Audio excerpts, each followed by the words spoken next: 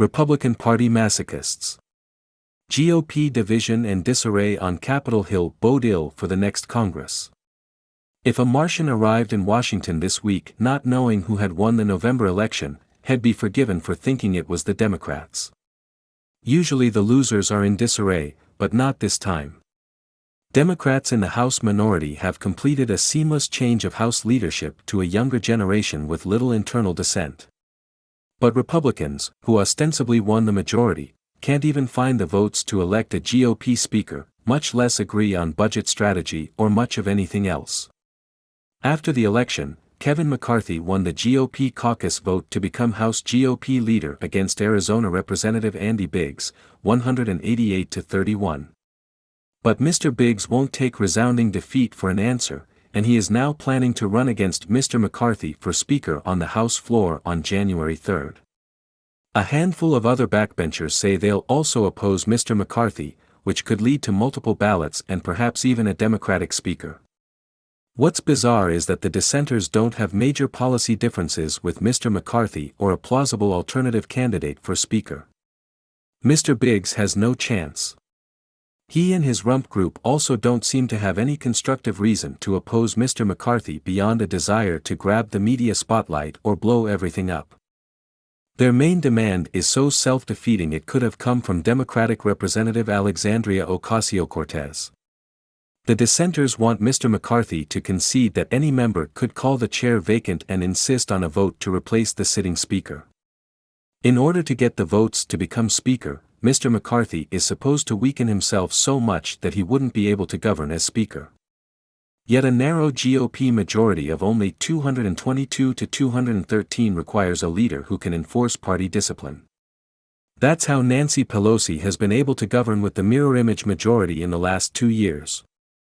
Too many House Republicans are too dim-witted to understand the uses of power and how to wield it. They'd rather rage against the machine to no useful effect. Meanwhile, across the Capitol, Senate Republicans are doing Mr. McCarthy no favors by joining Democrats to pass a giant omnibus spending bill for fiscal 2023. Most House Republicans prefer a continuing resolution to fund the government only into early next year, when Republicans will have more leverage as the House majority. But Mitch McConnell and the Senate GOP don't trust that Mr. McCarthy can deliver in January, or so they say. They won't even give him the chance. The more likely explanation is that Senate Republicans also want one more spending blowout this Congress as much as Senate Democrats do. Alabama Senator Richard Shelby is the ranking Republican on the Appropriations Committee, and he seems intent on going out with big spending bang.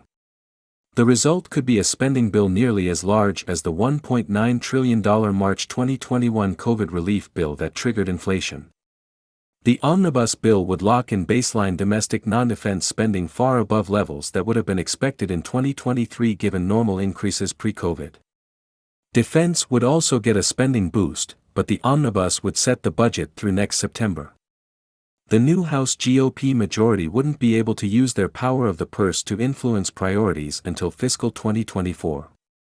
The higher spending, and thus larger budget deficits, would also make pro-growth tax cuts that much more difficult to sell politically.